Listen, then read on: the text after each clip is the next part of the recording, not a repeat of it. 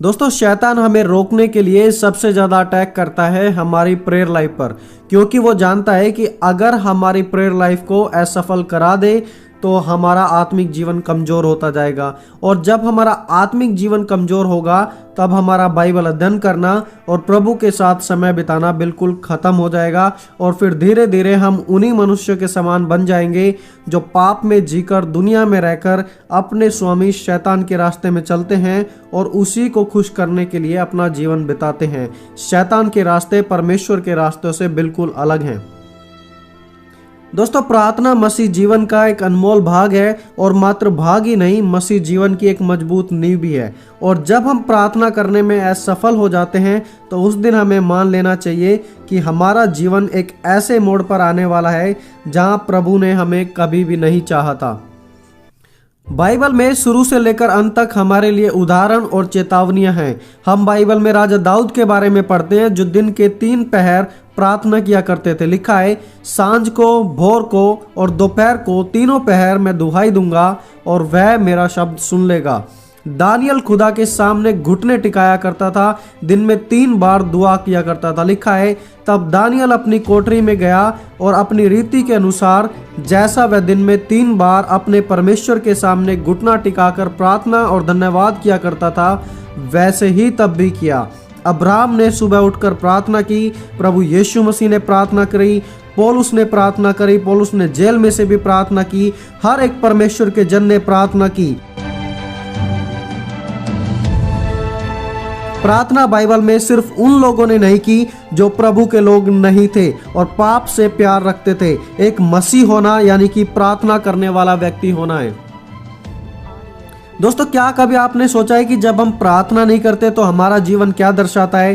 दोस्तों पहली बात जब हम प्रार्थना नहीं करते तो हम दर्शाते हैं कि प्रभु मुझे आपकी इच्छा नहीं है। दोस्तों जब हम प्रार्थना नहीं करते तो हम डायरेक्टली और इनडायरेक्टली अपने जीवन के द्वारा कह रहे हैं कि खुदा मुझे अब तेरी कोई भी इच्छा नहीं है, क्योंकि जहां खुदा के प्रति प्यार है वहां खुदा के प्रति एक इच्छा भी है। और जब हम प्रार्थना ही नहीं कर रहे, उसके सामने बैठ ही नहीं रहे, हम अपने एक्शंस के द्वारा दिखा रहे हैं कि खुदा अब हमें तेरी कोई भी इच्छा नहीं है।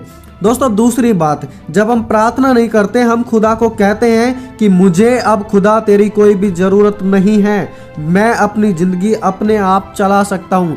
प्रार्थना ना करने के द्वारा हम दर्शाते हैं कि मैं अपने जीवन का मालिक हूँ, मैं अपने फैसले अपने आप ले लूँगा, जिस रास्ते पर मुझे जाना है मैं उसे अपने आप चुन लूँगा, मुझे किससे मिलना है, क्या करना है, यह सब मेरी ज़िंदगी है, मैं अपने फैसले अपने आप लूँगा, मुझे परमेश्वर खुदा मुझे तेरी कोई भी ज़रूरत नहीं है।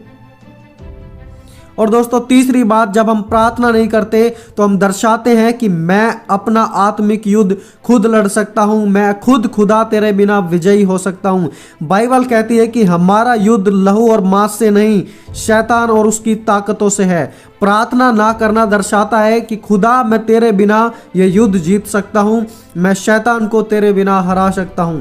दोस्तों एक बड़े से बड़ा जहाज भी जब समुद्र में निकलता है तब एक छोटे से एंकर के भरोसे पर निकलता है, विश्वास करता है कि यह एंकर मुसीबत के समय हमें और हमारे डूबते हुए जहाज को बचा लेगा। कोई भी जहाज समुद्र में बिना एंकर के नहीं जाता। फिर आज क्यों हम मसीह जीवन में बड़ी बड़ी बातें तो करते हैं लेकिन प्रार्थना को, जो हमारे जीवन का एंकर है, उसे भूल जाते हैं, उसे बिल्कुल नज़रअंदाज कर देते हैं। उसके बिना अपनी ज़िंदगी की यात्रा को करने के लिए हम निकल पड़ते हैं और जब जीवन डूबने पर होता है तब हम प्रार्थना के लिए बैठते हैं और तब तक तो जहाज डूब गया होता है, ज़िंदगी नष्ट हो चुकी होती है और फिर हम प्रार्थना करने के लिए बैठते हैं।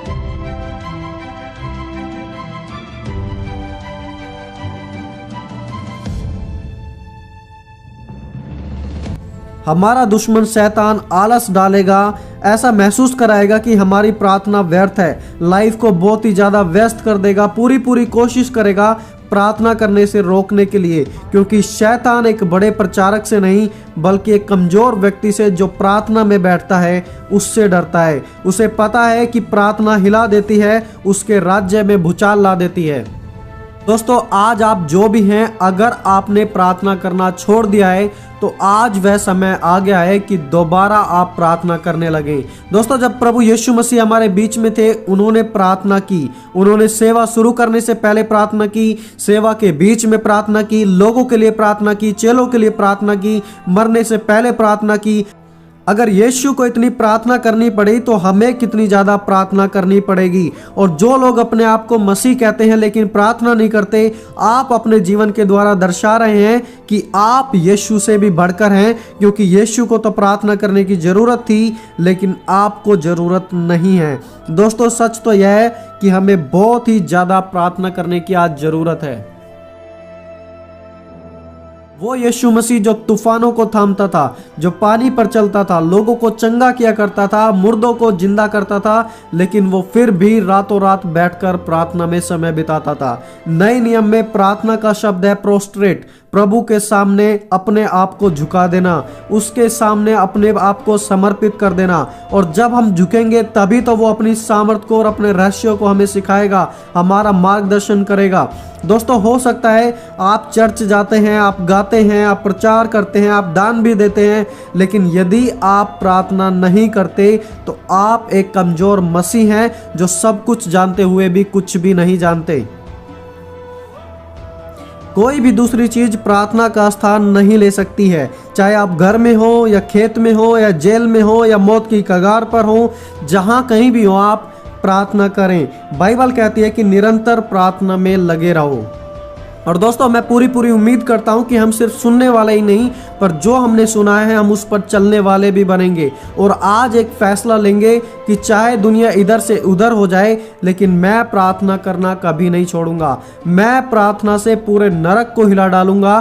प्रार्थना करें और बस करते ही रहें। और दोस्तों प्रभु आपकी प्रार्थना में बढ़ने में मदद करे। तो दोस्तों मिलेंगे जल्दी एक और नए संदेश के साथ। जब तक अगर आपको वीडियो से कुछ सीखने को मिला हो तो वीडियो को जरूर लाइक करें, हमारे चैनल को सब्सक्राइब करें। प्रभु आप सभी को आशीष दे दोस्तों। जय मसीह की।